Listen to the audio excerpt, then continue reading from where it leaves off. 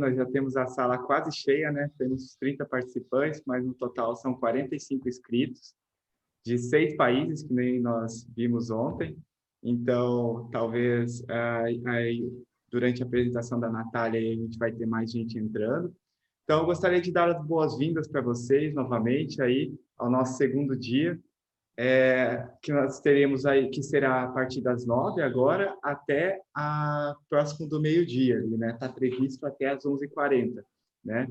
Então, hoje a gente vai ter uma dinâmica um pouquinho diferente da de ontem, né? Que nós teremos 2 conferências e durante as conferências vai ser aberto aí pelos conferencistas a oportunidade de vocês fazerem perguntas e aí por diante. Então, eles vão orientar melhor isso para vocês. Então, vocês fiquem à vontade, tá? Eu espero que vocês aproveitem o máximo, porque o artigo, que nem vocês já puderam dar uma olhadinha lá na revista, eles são de alta qualidade, muito bons, né? Então, espero que vocês aproveitem aí amanhã ao máximo. Boas reflexões e bons estudos. Fique à vontade, Natália. Obrigada, Marcelo. Obrigada, pessoal, pela presença de todos no domingo de manhã. Boa tarde para os que estão na Europa. Aí temos pessoal de vários locais. E queria agradecer muito a presença de vocês, a Reaprendência por ter aprovado o meu artigo. Quero agradecer aos meus revisores, que foi primeiro o William, depois o Munir, a Juliane, que me ajudaram muito a fazer esse artigo melhor, com mais sentido para vocês. E quero agradecer muito o William também, porque ele me empresta o ouvido dele para tudo o que eu aprendo, vou contando para ele, me questiona, faz debates comigo. Então, muito agradecida para todos vocês, né? E agora vamos iniciar nosso dia. Eu vou compartilhar os slides aqui. A gente vai trabalhar com esse tema, né? O processo de aprendizagem e o papel do educador. E como surgiu essa pesquisa? Por que eu quis trabalhar isso? É tudo graças aos professorandos, né? Que são os alunos do curso para formação docente, sou coordenadora da formação docente na Reaprendência, e eles me perguntam coisas, como perguntam para todos os parapedagogos, e eu senti que precisava ir além do que eles estavam perguntando. E que perguntavam? Como interajo melhor com meus alunos? Qual estratégia didática é melhor utilizar? Como sei se meus alunos estão me entendendo? Estão entendendo o que eu estou falando?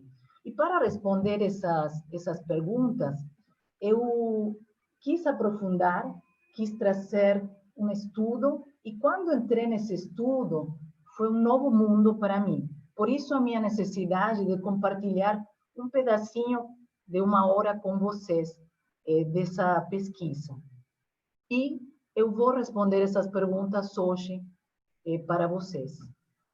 Já quis responder outras vezes para os professorandos, né? Já adiantei algumas informações, até vou falar de algumas questões que apareceram desde março até agora, que estou estudando esse tema, mas agora vamos aprofundar, né? E quais são os objetivos de aprendizagem de hoje, todos nós juntos aqui? Vamos ver informações sobre o processo de aprendizagem, que são relevantes para nosso dia a dia, professores. Vem para utilizar na prática. Conhecer ideias e proposições que podem ajudar o professor de Conscienciologia a melhorar a interação com os alunos. E, nesse sentido, eu vou dar coisas bem práticas que podem servir para qualquer professor, não só para o professor de Conscienciologia. E refletir como isso vai nos ajudar a melhorar a assistencialidade. Como a melhor interação com nossos alunos melhora a possibilidade da TARES e a possibilidade da interassistência. Então, tem 3 partes a minha apresentação. Eu vou falar um pouco de teorias de aprendizagem, mas aplicação prática de uma teoria de aprendizagem, estilos de aprendizagem, uma aplicação prática de uma aula para diferentes estilos, e vou trazer umas boas práticas para você conseguir avaliar a aprendizagem dos seus alunos em sala de aula, tá bom? Então, vamos em frente. Como o Marcelo falou, vocês podem perguntar durante a apresentação. Se puderem falar no chat, o Marcelo libera vocês para falar. Ou, se precisa muito, abram o microfone e podem falar, tá bom?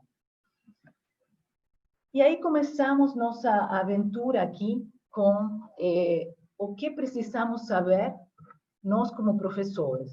O professor Braathen, no livro dele, vocês vão ter todas as referências bibliográficas que eu vou falar no meu artigo, né? E o professor Braathen, ele nasceu no Brasil, mas é filho de noruegueses.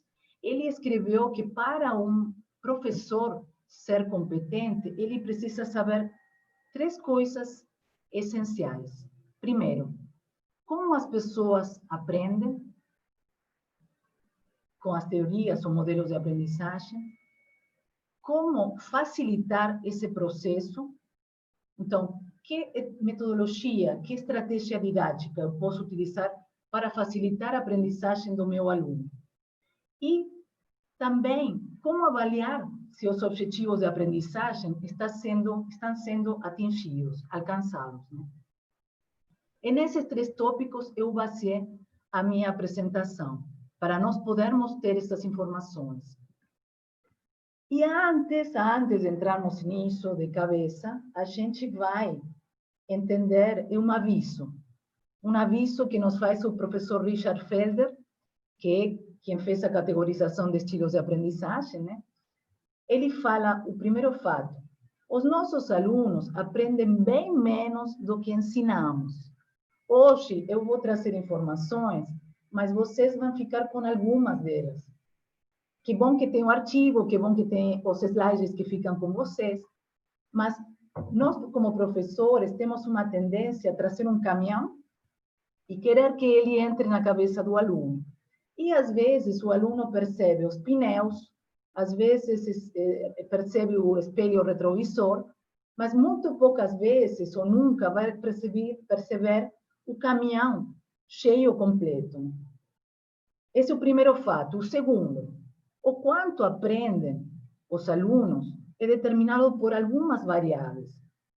Habilidades inatas, origem socioeconômica, coincidência entre estilo de ensinar e estilo de aprendizagem, conhecimentos prévios.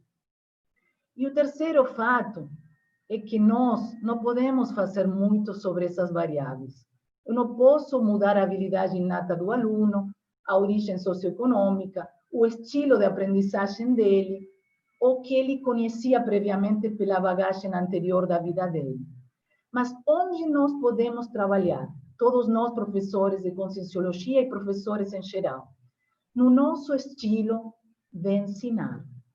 Então, eu vou trazer atenção para nós, para o autodesenvolvimento. E, pessoal, eu estou trabalhando isso e eu descobri um mundo novo para mim também, ok? Então, eu quero compartilhar esse mundo novo para vocês e que vocês possam tirar proveito, como eu comecei a tirar proveito de março até agora, né?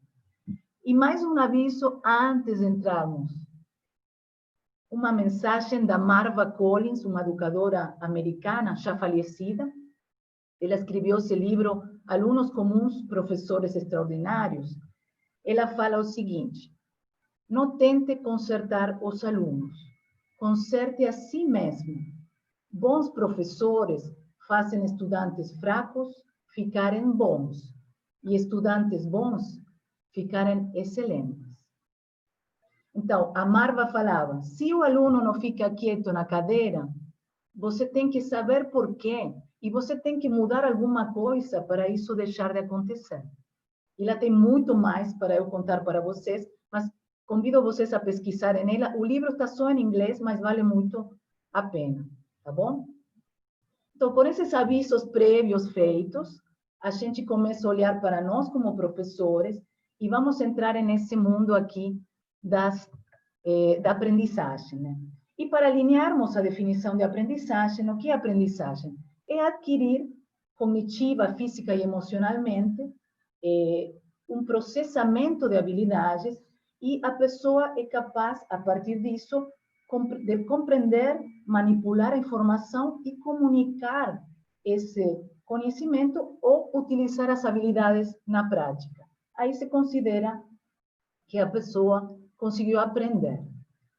E para entender a aprendizagem, a gente vai ter que estudar teorias de aprendizagem. Obviamente, eu não vou fazer isso com vocês agora, vocês já viram meu artigo, tem tudo lá. Quem quiser tirar dúvidas depois da apresentação, estou super disponível, podemos debater de cada teoria.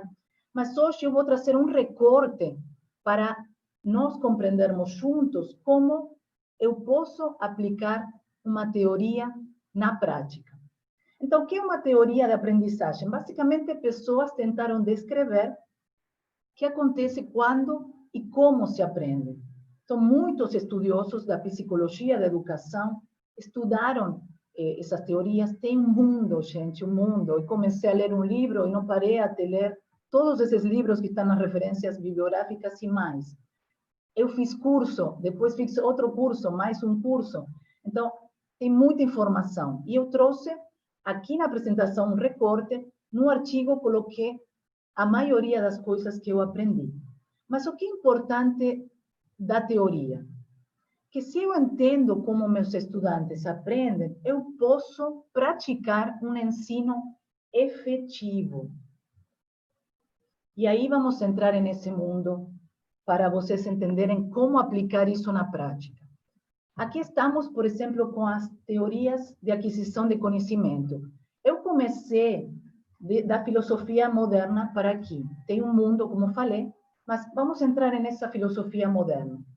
Se criaram duas correntes filosóficas antagônicas, o empirismo e o racionalismo.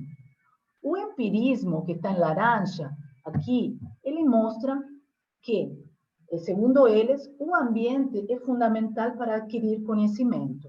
E que eu adquiro conhecimento do ambiente através dos 5 sentidos e dessa maneira eu aprendo. E é uma via de mão única, do ambiente para a pessoa. E ela vai recebendo estímulos a partir do ambiente e vai se desenvolvendo. O racionalismo, que é o que está em verdinho aqui, é o oposto. Ele fala que o ambiente é importante, que o ambiente influencia o indivíduo, mas o indivíduo se transforma e ele influencia também o ambiente. No racionalismo, os processos mentais são importantes. No empirismo, os processos mentais são secundários. Ok? Então, segundo o empirismo e o behaviorismo, que é uma das teorias de aprendizagem que nasce do empirismo, que vocês devem ter ouvido falar como behaviorismo, comportamentalismo também, ela estabelece que se eu do ambiente mando certos estímulos para a pessoa ou animal, eu vou receber certas respostas. Então, o ambiente tem que estar preparado para estimular de certa maneira e produzir sempre as mesmas respostas na linha que eu quero que o indivíduo continue ou se desenvolva. O racionalismo, ele, como falei, é mão dupla, o ambiente influencia o indivíduo se transforma e modifica o ambiente. Dele nascem duas teorias importantes, que é o inatismo e o construtivismo, que todos vocês já ouviram falar, né? No Brasil, construtivismo muito forte, e em outros países também. E o inatismo que fala? O inatismo se chama inatismo, nativismo, apriorismo, para que a pessoa já nasce quase pronta, que já nasce com o conhecimento e que pouca intervenção do ambiente vai fazer que ela se desenvolva de maneira natural na vida dela. E o construtivismo que fala? Fala outra coisa. Fala, o conhecimento é construído peça por peça. Então, o ambiente e a interação do indivíduo com o ambiente vai produzir um desenvolvimento do ser humano, uma aquisição do conhecimento. E claro que os principais expositores ou defensores disso foram o Piaget e o Vygotsky. Qual é a diferença entre o Piaget e o Vygotsky? Que eles, agora vou explicar qual é a diferença, E eles sustentam uma das teorias que a gente vai aprender a aplicar na prática hoje. Então, eu vou entrar um pouquinho só em Piaget e Vygotsky aqui, para vocês compreenderem que, obviamente, o Piaget falou, né? O conhecimento não nasce com o indivíduo, o indivíduo não nasce pronto, como o inatismo fala, sino que ele vai construindo, com a interação com o meio, o conhecimento dele.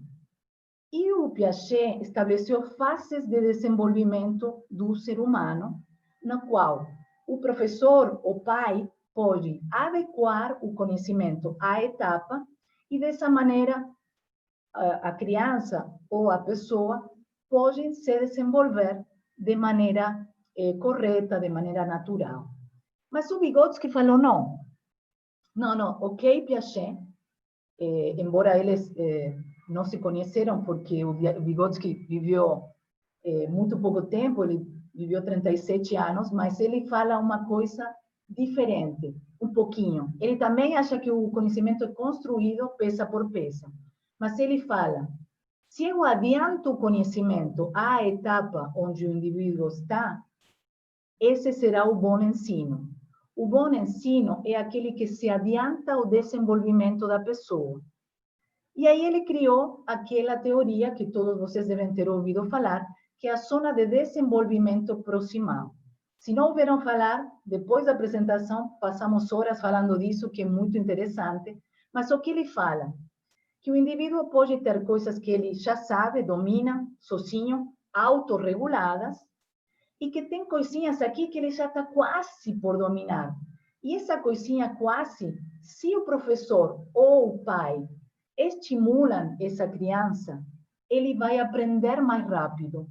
A partir de uma heterorregulação, então eu venho de fora, pego a criança, estimulo ela, trabalho com ela, pela heterorregulação, ela adquire essa habilidade e depois ela começa a autorregular.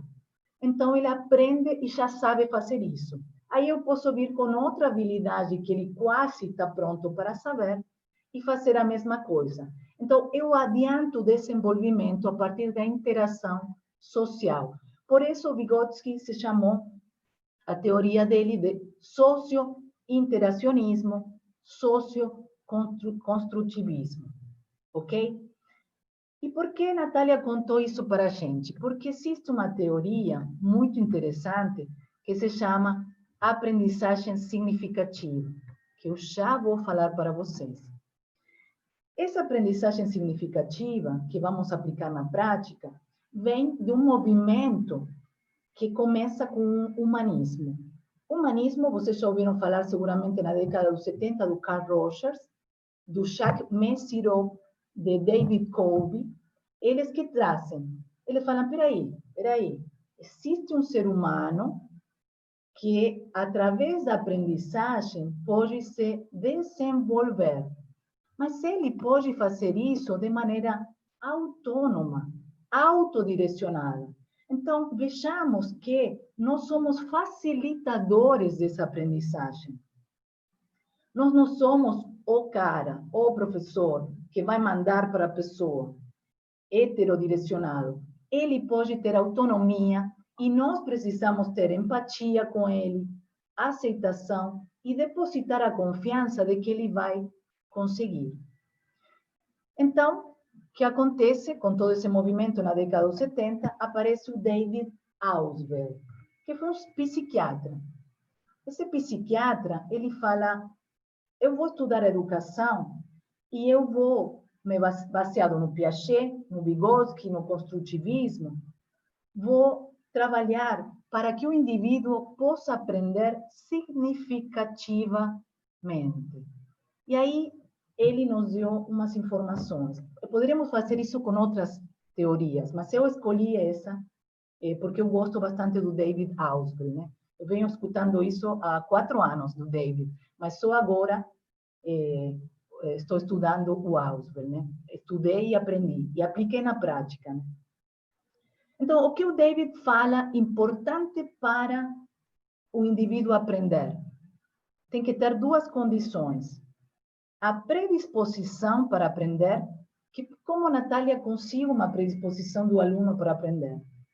ele tem que entender que o conhecimento é importante para a vida dele. Então, o conhecimento tem que ser relevante para que ele não aprenda de maneira arbitrária, de maneira mandada. Ele tem que entender que esse conhecimento tem relevância para a sua vida, que é inteligível, ele está entendendo o que eu estou falando, é plausível, faz sentido para ele e tem utilidade. Eu acho que nós, na Conscienciologia, temos a sorte de que isso é relevante para nós, é fácil de passar a relevância de nossos conteúdos para o dia a dia da pessoa. É fácil, entre aspas, mas é uma informação que muda a vida da pessoa. Então, a partir de mostrar essa relevância, eu predisponho o aluno a essa aprendizagem não arbitrária, sino que ele quer fazer isso de maneira substantiva, de maneira não literal. Ele se abriu para a aprendizagem. E o segundo ponto é que o material novo ele possa relacionar com conhecimentos prévios que ele tem na vida dele. Esse conteúdo se chama subsunsor, nossos professorandos já ouviram falar bastante desse conteúdo subsunsor. Então, eu posso fazer que ele aprenda significativamente com essas duas condições. Mas como, Natália? Isso não me falou nada. Tudo bem, entendi, mas não me falou nada. Agora a gente vai ver isso na prática. E antes de entrarmos nisso, é importante entender, o significativo é oposto ao quê? Ao mecânico. Mecânico o quê? É a Natália estudando estatística na faculdade. As duas formações que eu fiz, eu estudei estatística de maneira mecânica, eu nunca entendi muito, passei nas provas e sorte para mim. Por quê? Eu não tive a oportunidade de relacionar isso com um conhecimento prévio meu. Eu aprendi de maneira mecânica, que significa decoreba, memorização. Memorizei, absorvi, aprendi a noite anterior à prova, deixei na prova, esse conhecimento foi embora. E o significativo são outras informações, como o que estou estudando agora, teorias de aprendizagem. Elas se conectaram a conhecimentos prévios meus, e eu agora realmente consigo falar, é parte da minha estrutura cognitiva o que eu aprendi. Tá bom? Então, mecânico, memorização, significativo, relacionado com outras estruturas cognitivas que eu já tinha. E aqui eu fiz um desenho para vocês entenderem um pouquinho o que eu estou falando. Vejam a bolinha na cor azul, ela está representando um conhecimento novo. E as bolinhas laranjas são conhecimentos prévios à pessoa, aglomerados de conhecimentos prévios. Vejam que quando a bolinha azul entra sozinha e ela fica isolada, ela não se relacionou a nenhum conhecimento prévio. E dessa maneira, ela ficou isolada, é uma aprendizagem mecânica, e essa aprendizagem, ela pode tranquilamente sumir, como estatística quando eu estudava na faculdade, né? Mas quando ela relaciona com conhecimentos prévios, ela vai ter uma estrutura melhor para chamar. Então, quando ela precisar resolver algum problema referente a esse conhecimento prévio, ela vai chamar para a memória de trabalho um conjunto de conhecimentos e dessa maneira ela vai conseguir resolver melhor os problemas. Por isso, esse conteúdo subsunsor, esse conteúdo que ela relaciona previamente. Tá bom, pessoal? Estamos indo bem? Tudo bem? Façam um joinha. Tudo certo? Muito bem. Então, como eu dou uma aula de aprendizagem significativa? Natália, você até agora me contou muito bem a teoria, mas eu gostaria de dar uma aula de aprendizagem significativa e produzir isso no meu aluno. Então, essa aula vai ter 3 partes. Primeiro, nós vamos ter que construir o sentido para o aluno, trazer um contexto inclusivo para ele, que seja próximo da realidade dele. E vou querer estimular o diálogo. O cérebro dele vai assimilar esse conceito que está fazendo mais sentido para ele. Agora vou mostrar um exemplo em uma aula do tema Proexis.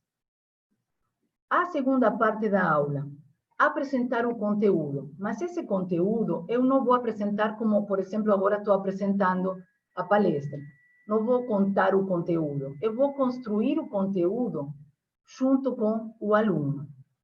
Por quê? Eu quero que ele mantenha seu cérebro ativo o tempo inteiro. Porque o cérebro distraído, ele vai embora. Devaneia, pensa em outras coisas. Então, por exemplo, agora, se a minha fala está sendo monótona ou se eu não estou mudando muito o ritmo, o que acontece? Vocês estão se distraindo, olhando o WhatsApp, fazendo outras coisas. Cérebro inativo distrai, busca histórias para contar, né?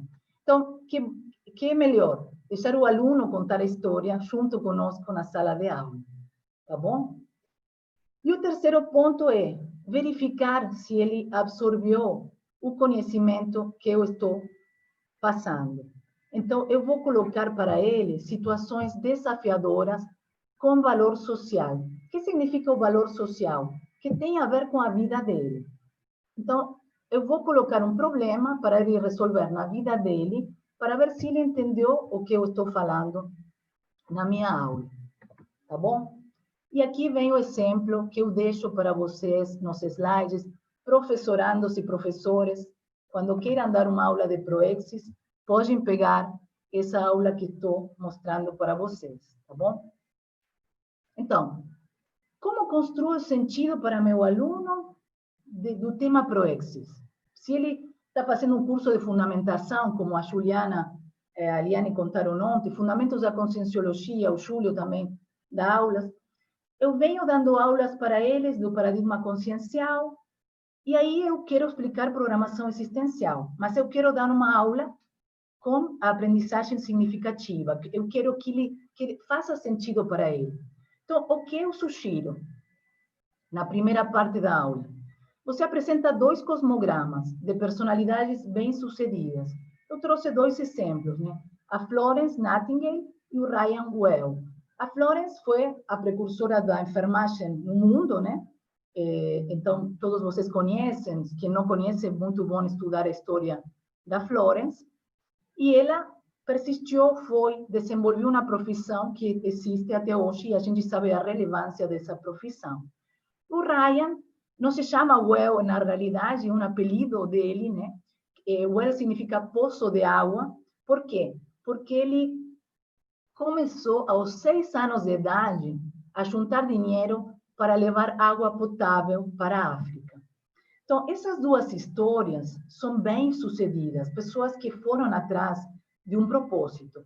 Então, eu faço eles lerem os cosmogramas e começo um diálogo.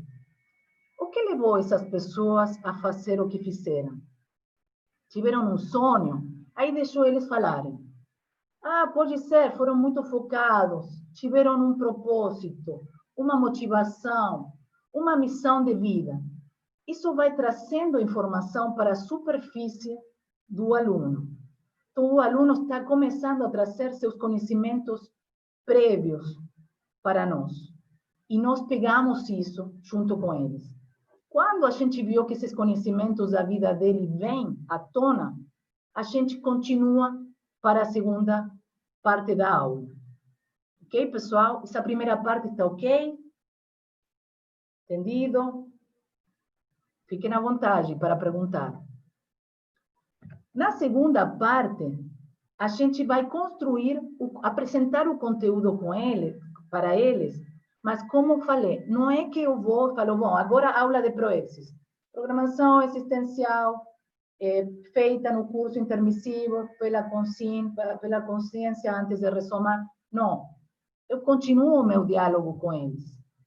Eu vou trazer, a partir desses conhecimentos prévios, pensar, mas então, pessoal, se ele teve um propósito, o Ryan, por exemplo, de onde veio isso? Ele começou aos 6 anos a fazer isso. A pessoa inventa esse propósito, é inata, ela vai construindo pelas experiências de vida. Quais são as possibilidades? Vamos lá. Esse diálogo é que vai construir o conceito de programação existencial. Se lembram que estudamos a intermissão na aula anterior? Que a pessoa tem múltiplas vidas e que na intermissão ela pode fazer um curso, se qualificar. E nesse curso também ela pode ir captando essa missão de vida, essa programação existencial. E aí o professor, pelo bate e volta, ele constrói o conteúdo do aluno. Pessoal, isso não tira que vocês não vão expor conhecimento. Aqui estou dando opções para vocês brincarem com as aulas de vocês. E na terceira... Sim, fica à vontade. A gente tem aqui uma pergunta daí da Lígia, que ela está falando que ela está pensando numa mudança qualitativa, que seria do aprendizado significativo, né? Interdimensional, conectando ao conhecimento novo, chegando no cérebro com o conhecimento prévio, adquirido, por exemplo, no curso intermissivo, no paracérebro. Acha que faz sentido isso? Sabe que, Lígia, nesses dias, estudando a aula, eu pensei isso exatamente. Conhecimentos prévios no cérebro, no paracérebro, mental soma. Então, realmente, é uma possibilidade de elicitação desses conteúdos. E muito boa a tua pergunta, Alicia, obrigada, porque eu até tinha esquecido dessa reflexão que eu tive. E essa técnica nos permite isso, né? Ir além, ser agentes retrocognitores um pouquinho mais qualificados, né? Obrigada, Alicia, pela pergunta, muito boa. E a terceira parte de nossa aula, verificar se ele aprendeu. Vamos ver várias verificações de aprendizagem, mas essa, na aula de Proexis, como faço, Natália, para ver uma situação desafiadora com valor social, do dia a dia do indivíduo? Então, a gente faz 2 grupos, 3 grupos, o que vocês quiserem na turma, e pergunta, quais problemas podem atrapalhar nossa programação existencial? Aí o pessoal vai listar. A gente deixa eles falarem. Então, está muito focado no trabalho, na família, ter que cuidar de filhos, ter preguiças, a procrastinação.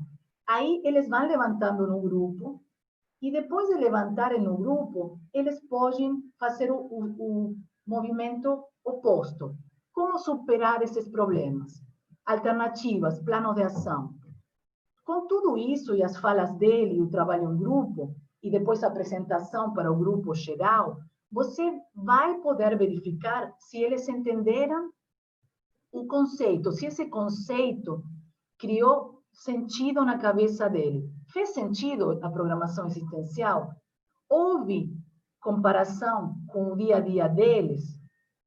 Eles conseguiram ver isso no dia a dia deles?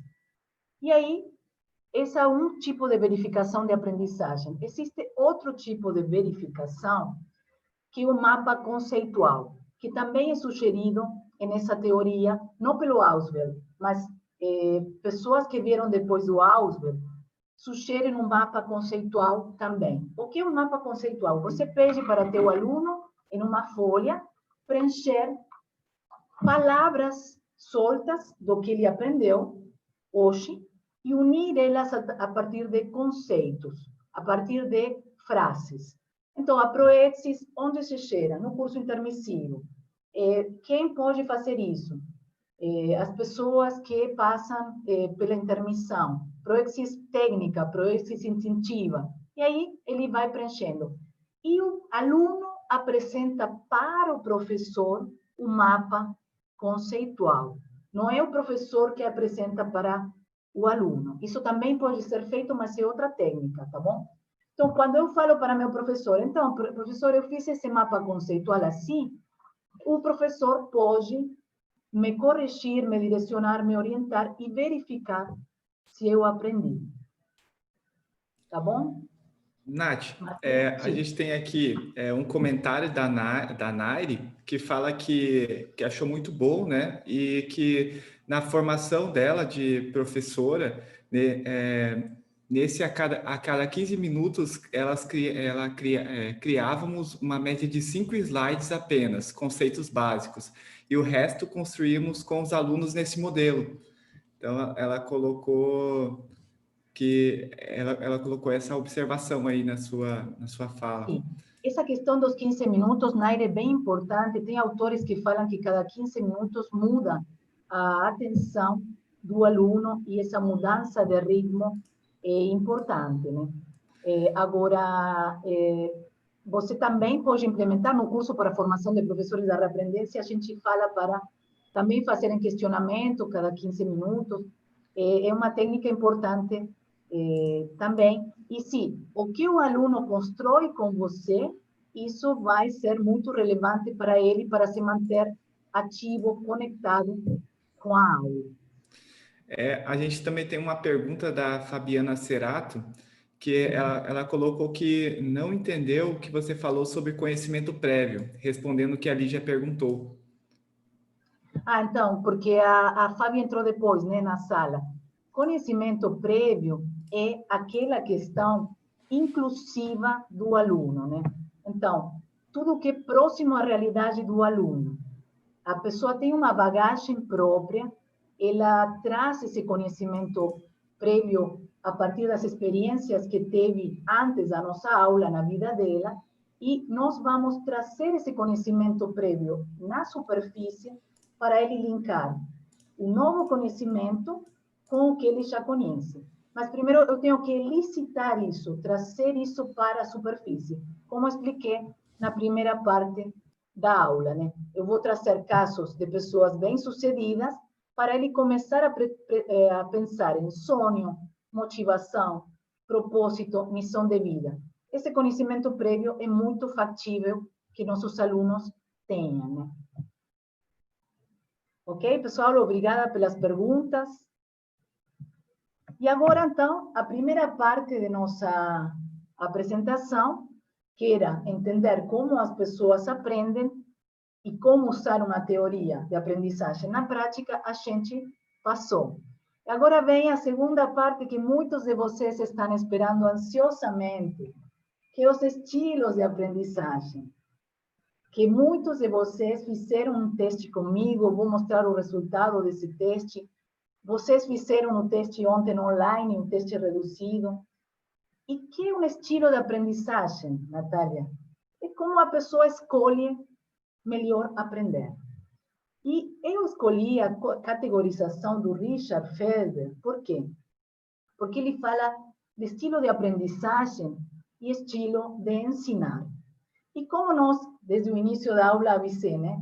Estamos vendo como nós sermos melhores professores, é bem importante para mim o Felder nesse sentido.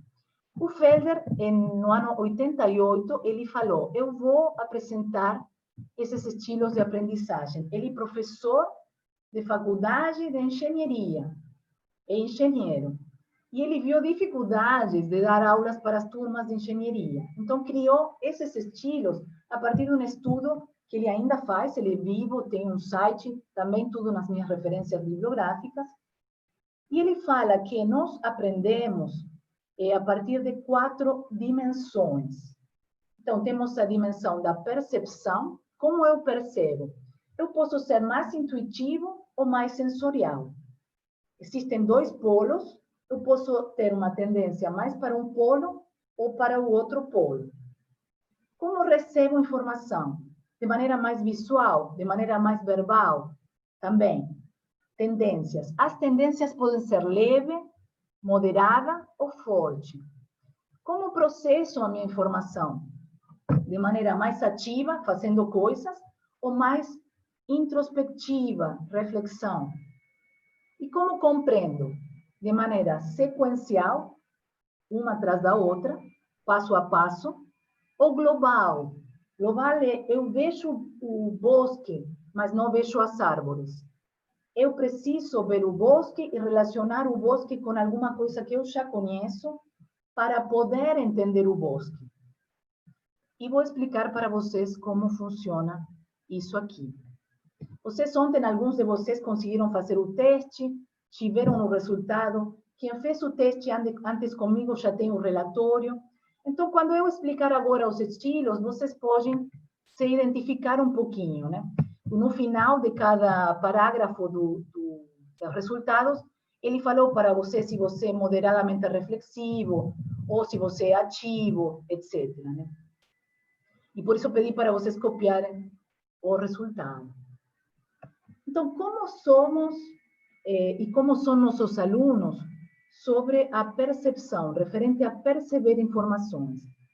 O sensorial é mais focado no input externo. A informação entra pelos 4 sentidos. É uma pessoa prática, muito observadora, gosta de detalhes. E ela de que se queixa? Que as disciplinas não têm conexão com a vida real. Que a gente viu que na aprendizagem significativa, a gente pode conectar o conhecimento que vamos passar com a vida real. Fazer essa informação relevante e útil para eles. O intuitivo já é um input interno. Ele é mais imaginativo.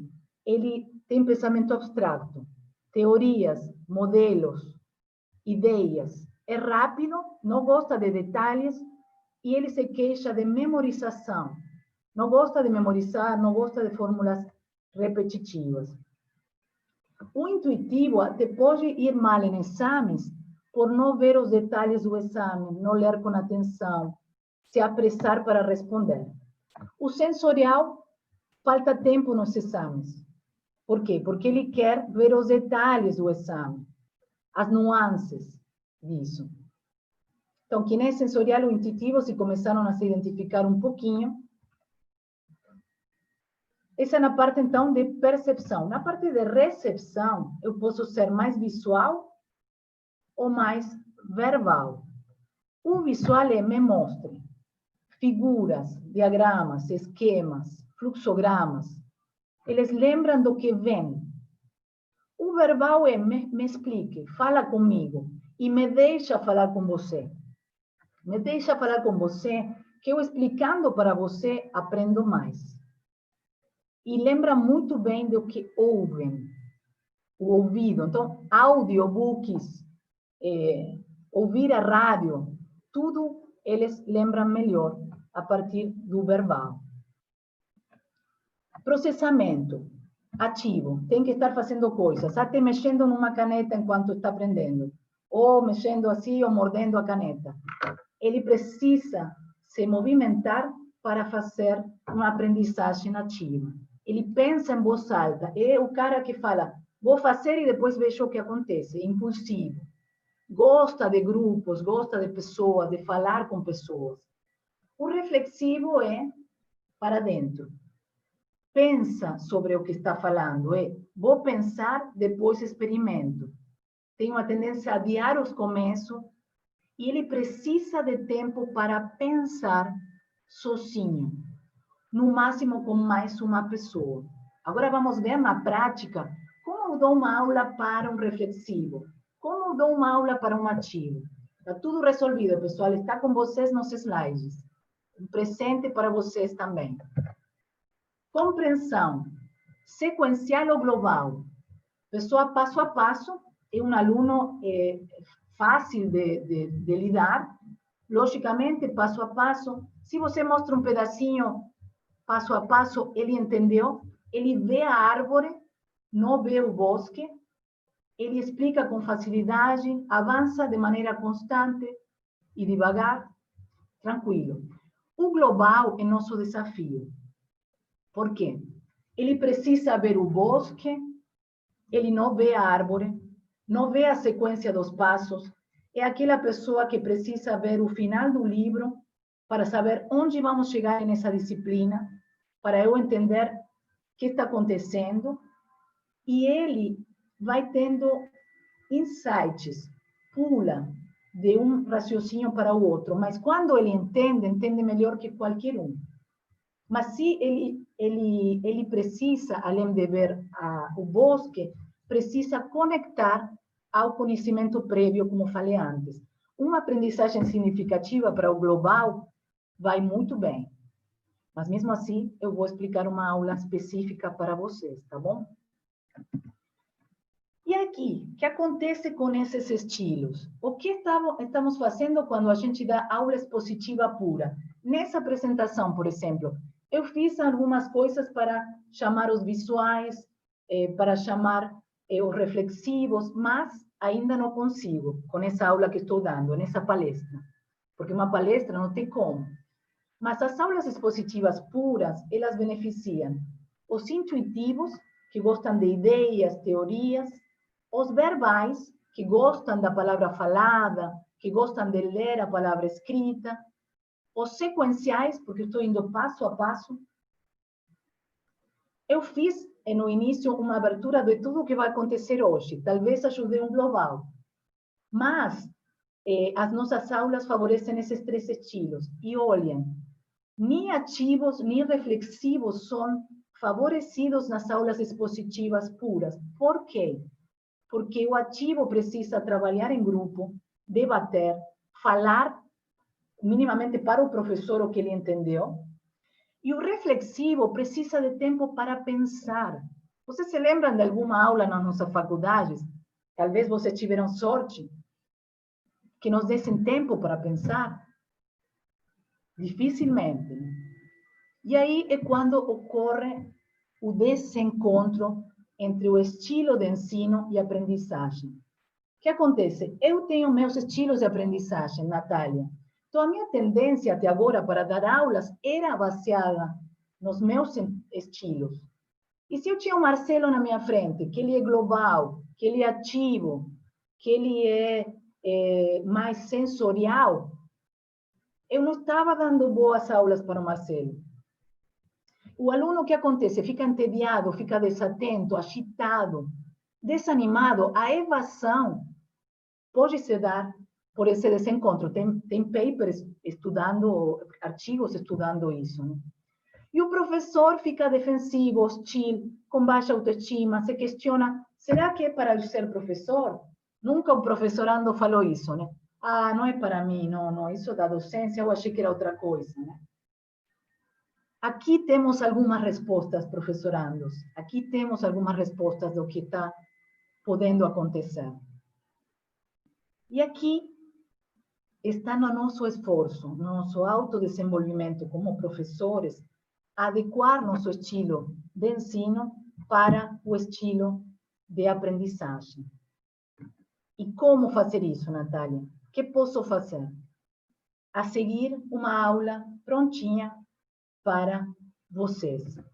Vejam que nesse quadro, estou deixando ali para vocês, não precisam memorizar nada, mas vejam que nesse quadro a gente está vendo que cada estilo de aprendizagem tem um estilo de ensino correspondente.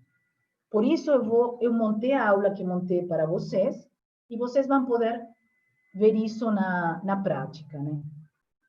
Não precisam ver, mas aspectos do ensino vão se adequar. E essa aula vai ser sobre Tares e Tacon. E tem 8 passos. Parece muito, mas eu vou mostrar para vocês rapidamente por quê. Porque vocês já são professores, já sabem a teoria. E como eu daria uma aula de Tares e Tacon para todos os estilos? Começo por apresentar os objetivos de aprendizagem. Por quê? Porque o aluno global precisa saber o que vai acontecer. Ter a visão de conjunto.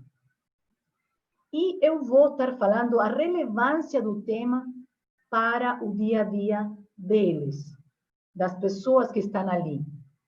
Então, eu vou estar beneficiando o sensorial, que quer saber na prática para que serve, e vou estar beneficiando o global, porque vai entender o que está acontecendo aqui e o que vamos estar fazendo. Visão de conjunto.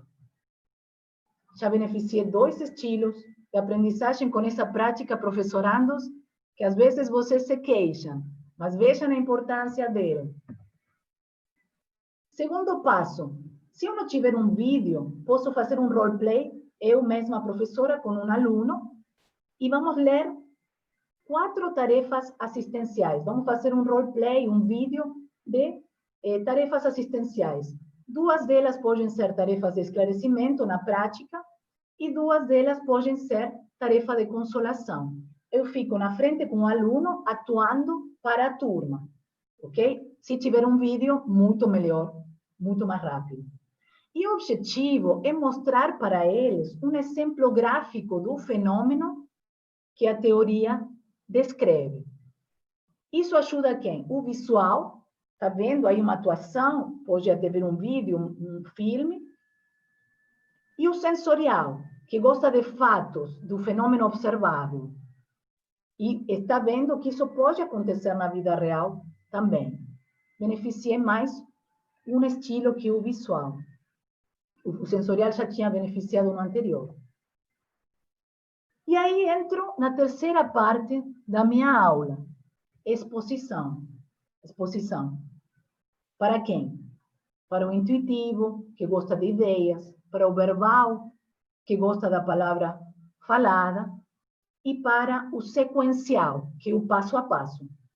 Então, pessoal, existe Atacom, existe Atares. O que é Atacom? O que é Atares? Explicamos para o público e podemos até dar exemplos. E agora vamos a beneficiar o ativo, o reflexivo e o verbal. Por quê? Eu divido a classe e falo, pessoal, façam primeiro de maneira individual e depois de maneira grupal essas 4 tarefas que atuamos aqui no início. Depois eu apresentar a teoria. Quais são TACOM, quais são TARES? Primeiro individual, para que o reflexivo possa pensar sozinho. E depois a gente faz grupal. Para o verbal, contar o que aprendeu para os colegas. E para o ativo também, fazer essa troca, esse movimento, essa dinâmica de grupo. Já beneficiamos mais estilos com essa divisão. Vejam que é recurso fácil, pessoal. Recurso que nós podemos fazer. E no quinto, o que fazemos? Depois de apresentarem as respostas deles, os grupos vão fazer primeiro também individual para o reflexivo e depois grupal, falar de tarefas que fizeram no último mês que podem ter sido TACOM, tarefas assistenciais, ou TARES. Assistência aluno que você fez nos últimos tempos, anote qual foi o evento e categorize. E depois apresente para seu grupo, e o grupo vai decidir quais vai apresentar depois para o geral. Isso beneficiou o global, porque está pensando alternativas. Isso beneficiou o ativo, o verbal, o sensorial, que gosta de saber como se aplica o conhecimento na vida real. Os reflexivos, que pensaram sozinhos. E o intuitivo, por quê? Porque gosta de variedade em experiência de aprendizagem. Ok, pessoal? Mais uns passinhos e a gente está encerrando essa aula na prática, tá bom? Na sexta, eu mudo o contexto para eles. Ah, ok, pessoal, você fez essas tarefas, aquelas tarefas, mas agora mudemos o contexto. E se aquele for o pai e não o professor? Se aquele for o filho que fala para o pai? E se for em tal contexto, em tal época? E se for no extrafísico? Se for nessa situação? Se for na baratrosfera? Aí, o global, que gosta de pensar alternativas, vai estar ativo atrás de alternativas. O intuitivo também. Por quê? Porque ele vai estar pensando em variedades. Eles não gostam de coisas chatas, memorizadas, fórmulas. Eles gostam de pensar. E aí beneficiamos também mais estilos. E no final, a gente encerra a nossa aula com esse material. Ivana Rito usou muito esse material nas aulas dela, que é o One Minute Paper. Você pergunta para teus alunos, ou por escrito ou falado, Quais foram as aprendizagens na aula de hoje? O que aprendemos hoje na nossa aula de relevante? Os reflexivos vão pensar. E quais dúvidas permaneceram sobre os temas da aula de hoje? Aí eles podem falar e o professor vai orientando. Vejam que a reflexão não só ajuda o reflexivo, senão que todo mundo, porque depois de refletir, cada um de maneira individual, o grupo vai poder também refletir em conjunto e também debater.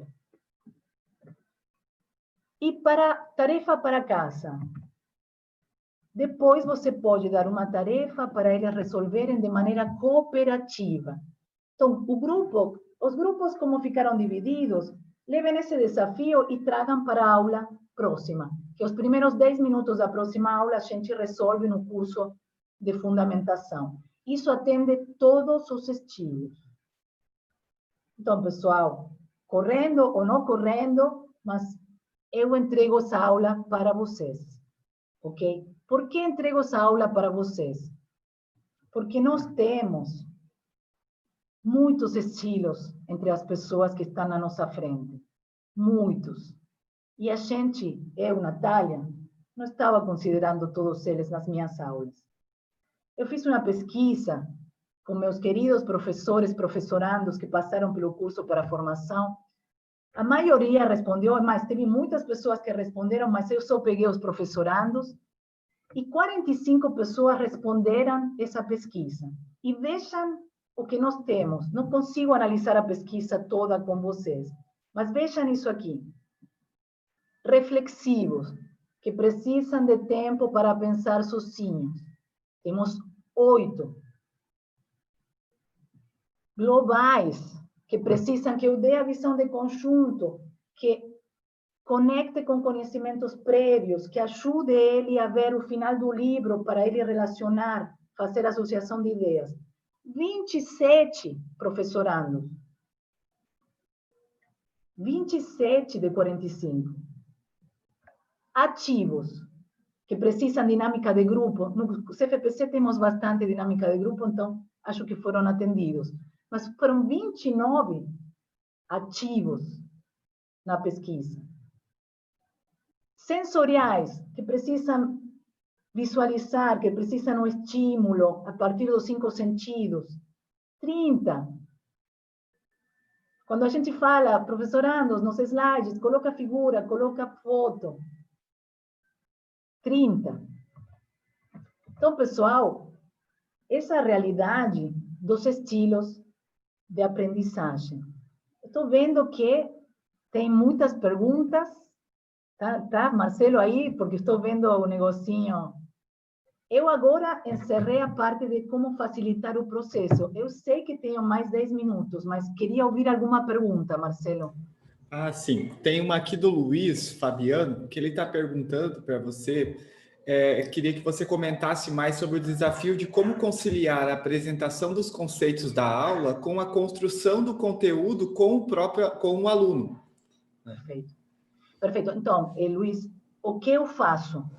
Eu estou fazendo uma dobradinha. Eu apresento, primeiro constrói um pouco e depois entrega o conteúdo. Constrói e entrega. Por isso eu falei, pessoal, não se fechem só em uma coisa. Utilizem os conhecimentos de vocês de maneira eclética, porque é importante a gente ir e voltar com as coisas, né? Acho que a parte mais importante é a prévia, elicitar o conhecimento prévio, mas é o desafio do diálogo, né? Mas você vai ter que entregar, expor, entregar informação, Luiz. Isso eu entendi. No início dos estudos eu estava, e agora? E agora flexibilizei. Entrega conteúdo, elicita o diálogo, entrega conteúdo, elicita o diálogo. Dessa maneira, acho que funciona melhor. Juntarmos os melhores conhecimentos e fazer a aula do Luiz, fazer a aula da Natália, porque aí, Luiz, você tem teu público-alvo, você é um agente retrocognitor que está se qualificando, mas essa diversidade tanto nos estilos de aprendizagem quanto na aprendizagem significativa, será importante. Tá bom? Obrigada pela pergunta, Luiz, muito boa. Então, Marcelo, posso avançar um pouquinho aqui? Pode. Sim? Ok. Então, pessoal, vamos na parte de avaliar na aula como as pessoas estão entendendo o que eu estou falando. Até agora, a pergunta da Lígia e do Luiz me ajudou a ver que estamos entendendo. Mas como fazer isso na aula? Veja no Manolito, né? Essa charge é bem conhecida, né? A pergunta da professora. Quem não entendeu, levante a mão. Aí Manolito levanta e fala, o que você não entendeu? Nada de março até agora. Isso é muito factível de acontecer em nossas aulas, gente. Sejam bem-vindos. É muito factível. É uma realidade.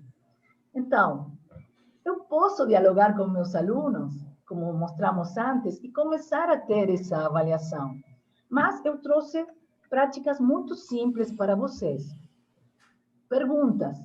E essas perguntas, o Jason de Blumenau já usou, deu muito certo. Eu já passei para alguns professorandos utilizarem, isso deu muito certo. Então, eu queria mostrar para vocês, nesse restinho que tenho, perguntas, pessoal. Façam as perguntas com um propósito. Não façam perguntas para ter uma discussão qualquer na sala de aula. A ideia da pergunta é verificar se estamos conseguindo repassar a informação e se o aluno conseguiu criar significado. Perguntas simples. Como e por quê? Então, eu pergunto para a pessoa uma primeira pergunta. Qual componente eu posso mudar do pensene na consciência? E aí um aluno responde, energia do pensene. Por quê? Apenas a energia e não pensamento e sentimento. Não, que a própria consciência pode mudar o pensamento e o sentimento. Como? Através da vontade. Aí eu entendi se a resposta correta do meu aluno, ele pensou, ele tem provas, ele refletiu sobre isso. Então, isso é bem importante. São duas perguntas. Como e por quê? Isso vocês já podem utilizar amanhã na aula de vocês. Uma palavra melhor. Quando a pessoa está gatinhando entre falar uma resposta e fala, sim, não, isso porque a consciência tem mais de uma vida. Qual é o nome disso que nós estudamos em aulas anteriores? Multiexistencialidade. Dessa maneira, eu posso trazer o neologismo que ontem se falava, né? Que é uma dificuldade da nosso ensino, né? Essa questão da alfabetização conscienciológica. Quando eu coloco uma palavra melhor para o aluno e faço que ele traga aquele neologismo, eu estou ajudando ele a começar a incorporar essas palavras no vocabulário dele. Também, gente, podem incorporar isso amanhã na aula de vocês. Casos reais, o mesmo que falamos na aprendizagem significativa, cosmograma.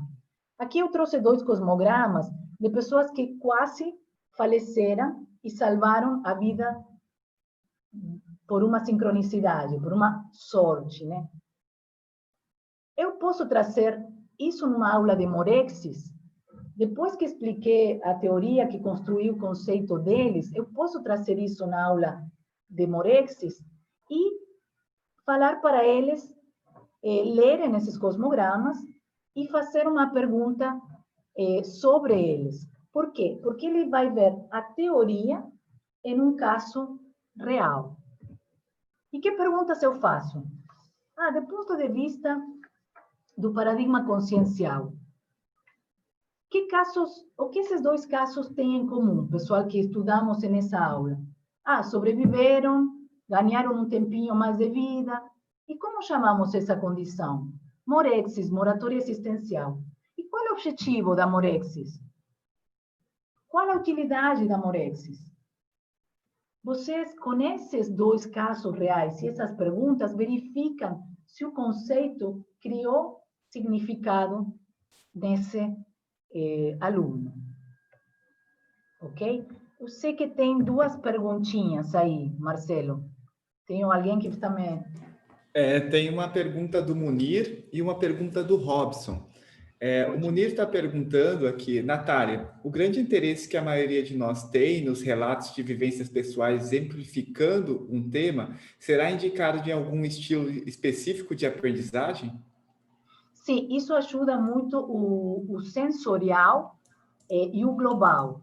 Trazer experiências próprias de vida ajuda esses dois estilos, porque ele consegue levar a teoria no exemplo de você. O ideal seria que fosse o exemplo dele, mas obviamente o professor está sendo o que ele cita esse exemplo. Muito bom, Munir, obrigada pela pergunta. Nós temos também a pergunta do Robson, que ele está perguntando se você pode fazer um cotejo entre a teoria socioafetiva e a aplicação dos estilos de aprendizagem. Então, a socioafetiva, ela traz justamente em consideração a motivação do aluno e o acolhimento do professor. Ela leva muito em consideração a emoção e o sentimento. E quando nós estamos atendendo a demanda do aluno, automaticamente estamos atendendo essa teoria. O que eu falei no início da Marva Collins. Se o aluno não fica quieto na cadeira, alguma coisa está faltando de parte do professor para que ele consiga isso. A empatia, a aceitação e não julgamento do aluno já nos dá essa garantia de que estamos entrando na afetividade e acolhimento com ele. Acompanhamento, acolhimento, orientação, encaminhamento. E isso, quando eu estou atendendo o estilo, automaticamente estou dando essa empatia para ele. Tá bom? Nós temos também mais uma outra pergunta, que é se os estilos de aprendizagem pode ser relacionado com quem passou ou não passou pelo curso intermissivo. Olha, tem um mundo por trás disso. Eu estou estudando agora quanto o estilo de aprendizagem tem a ver com a personalidade. Porque eu vi amigos meus que fizeram um teste como algumas coisas são fortemente e a pessoa tem uma personalidade forte. Então, obviamente, tem muito a ver com nossa bagagem de múltiplas vidas, nossa bagagem experiencial. A personalidade influencia, então, sim. Eu acho que tem muito a ver com experiências na intermissão, seja curso intermissivo, não ser curso intermissivo, bagagem de várias questões. Se nós tivermos a oportunidade no curso intermissivo de ajustar nossas reciclagens intraconscienciais, eu acho que ajustamos nossa personalidade e isso trouxe uma predisposição para certos desenvolvimentos. Né? Tá bom? E agora encerrando, porque eu estou com 2 minutos ainda. Que maravilha, acho que vou descansar então. A gente viu até agora como avaliar a aprendizagem a partir de perguntas. Mas tem mais uma opção que vocês podem utilizar, que a Isabel Bortese de Blumenau também utilizou na aula dela, que é o que é essencial a ser retido nessa aula. Se chama objetivação. É uma intervenção que eu faço com meus alunos para criar uma marca do que tem que ser retido. O Gagné, na teoria da aprendizagem dele, ele fala disso também. Essa intervenção é simples, pessoal. Vocês perguntam exatamente isso.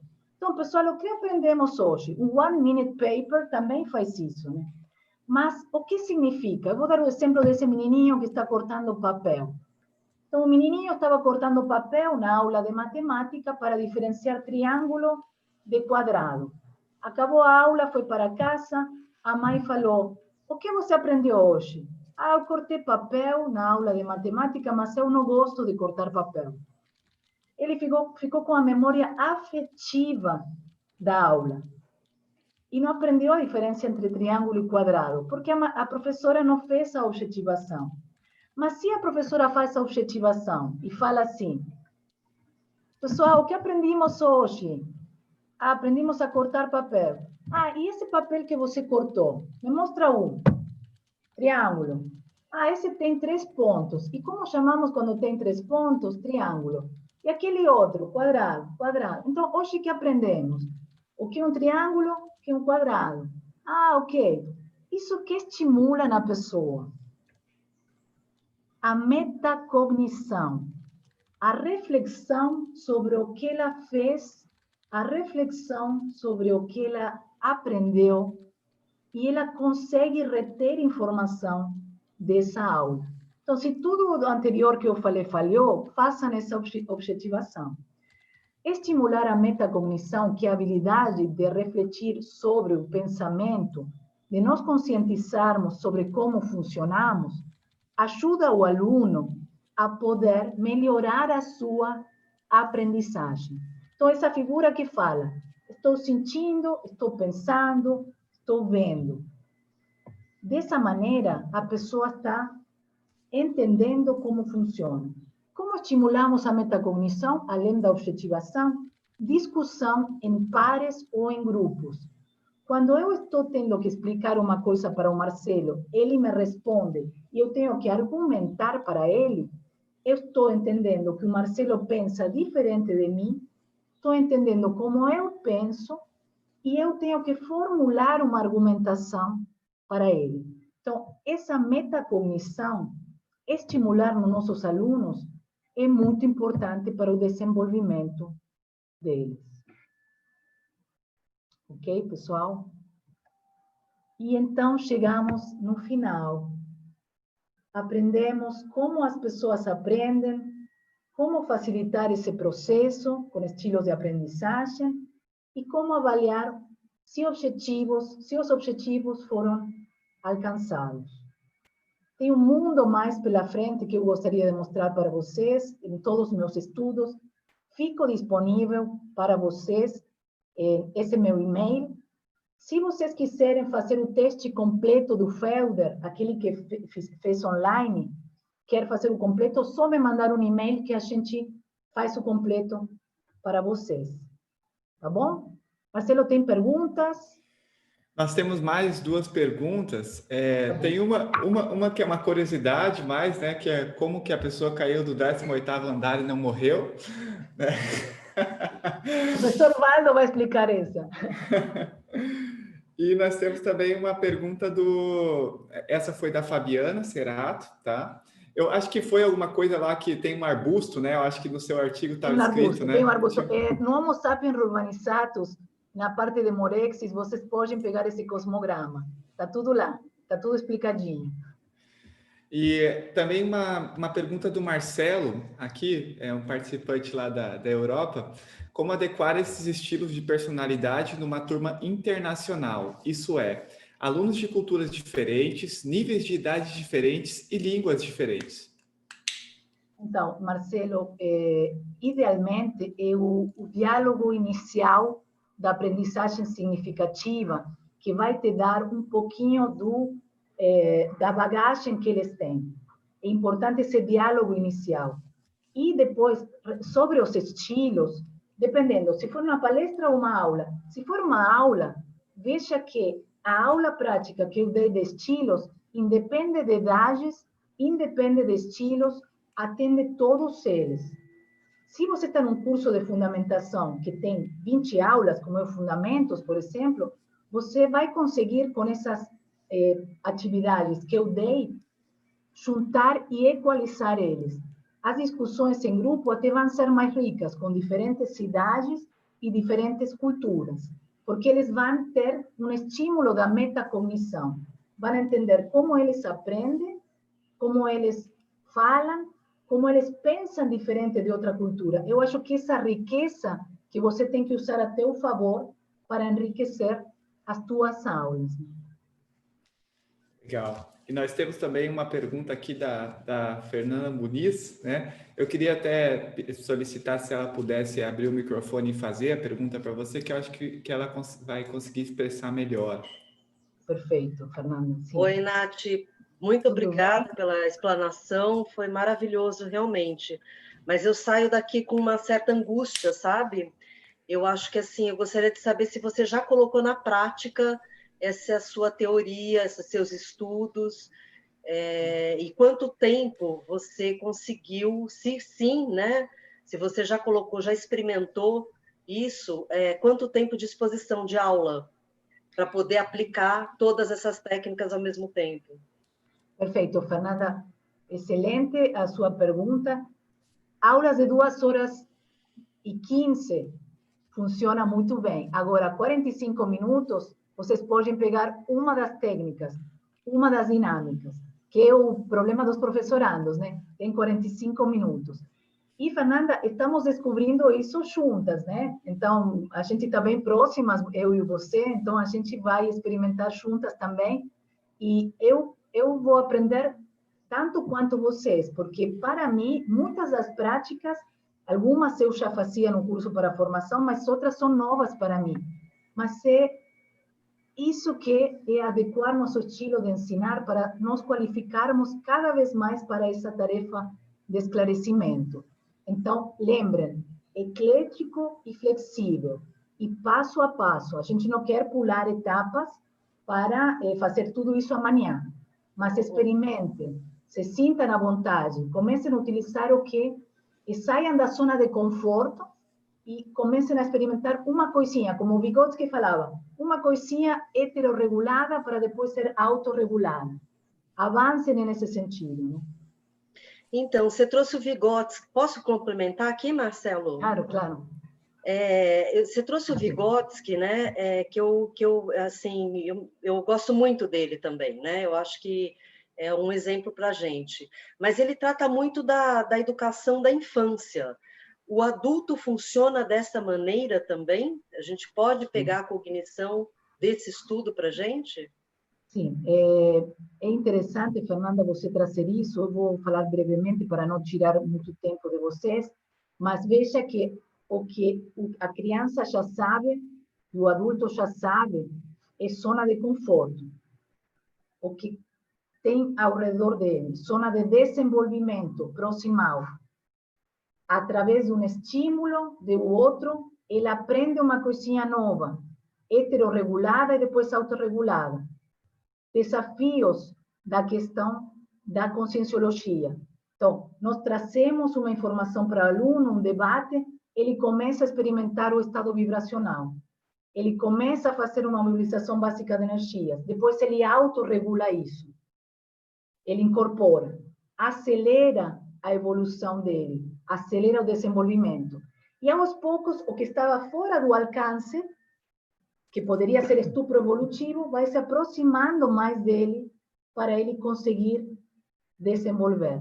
Então, também podemos extrapolar isso para o adulto, sim. E aí, Nath, pode falar. Eu poderia... Tem Jarbas falando. É só para dar um exemplo, né? Curioso, sincronicidade. Por exemplo, quando a Nath apresentava o Ryan Well, meu dicionário cerebral analógico, né? Ela falou assim, well, olha, tem a ver com poço. Aí eu falei, uau, Aí tudo que a Natália apresentou, e nós, quando o professor Valdo falava tanto, hoje, agora, né, 12h30, vai ser a apresentação da Malu Balona sobre a teática do neuroléxico cerebral, né? E o meu ficou ativado a hora que a Natália falou, well. Aí eu falei, não, vou tirar. Eu estou dando um exemplo de aprendizagem para vocês, mas para mim mesmo, para todos nós. Aí eu fui catar, vamos lá, numa coisa simples, por exemplo, well, ele tem significação, advérbio, bem, suficientemente, substantivo, o bem, o poço, a fonte, depois, advérbio, in a good or satisfaction way, the whole team played well. Eu estou dando um exemplo de aprendizagem e estímulo. Nós lidamos com vocábulos, com língua, com idioma, né? Eu não consigo imaginar como é o conscienciês. Quando o Valdo falava, não tem verbo, não tem não sei o quê, não tem nem imagem, não tem nem ideia como é que é isso. Mas para a gente aqui, nessas dimensões de intrafisicalidade, eu estou dando um exemplo aí, a partir de uma coisinha que a Natália falou, nossa, olha só, que sobrenome rico do cara, eu não sei se é nome fantasia ou não, né? Mas o Ryan Well, a polissemia, a diversidade de significados. E o que eu estou falando? Calma, tentando apresentar para vocês como estímulo, né? Aí eu peguei, fui ver os significados, advérbio, substantivo, né? No inglês, a polissemia, e isso é aprendizagem. E quando a Natália colocou, né, todos os estilos de aprendizagem, eu falei, talvez algo que englobasse, quando todos nós pudéssemos dispor de um senhor dicionário cerebral analógico, como isso seria rico, tanto para o nosso viés de docência, porque a gente ia saber encaixar com cada um dos alunos as diferenças, quanto para nós mesmos. Desculpa, eu tomei muito tempo, mas é que eu achava interessante. Obrigada, Charles, obrigada. Muito Obrigado. bom, muito bom.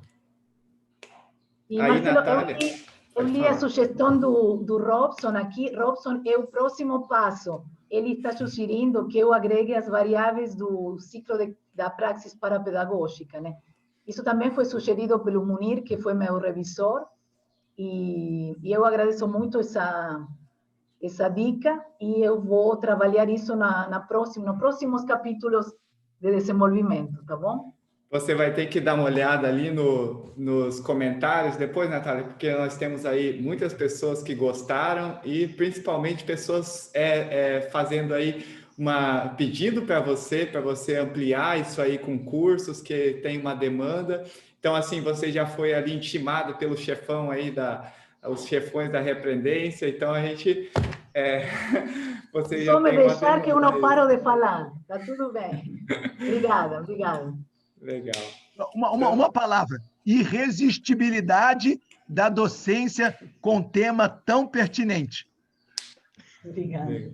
Tchau, pessoal. Obrigada. Não quero tomar mais o tempo de vocês. Vou deixar a palavra com o Marcelo, tá bom? Então, pessoal, primeiramente, muito obrigado, Natália, pela sua excelente apresentação. E o artigo da Natália está muito bom também, recomendo para todo mundo. Lá vocês podem ampliar, né? Realmente, 1 hora é pouco para isso. Então, aqui nem a Natália falou, no mínimo 2 horas e meia para vocês conseguirem aplicar o teste. Então, uma pesquisa tão ampla, tão boa que nem a da Natália, com certeza não seria possível de ser apresentada de forma tão ampla em 1 hora. Então, eu sugiro para vocês lerem o artigo dela, ampliarem os estudos e continuarem aí, se tiverem dúvidas ou coisa assim, que nem o Jarbas ali deu uma sugestão no final, podem entrar em contato com a Natália ali pelo e-mail dela para vocês trocarem figurinhas e pesquisarem juntos. Nós temos agora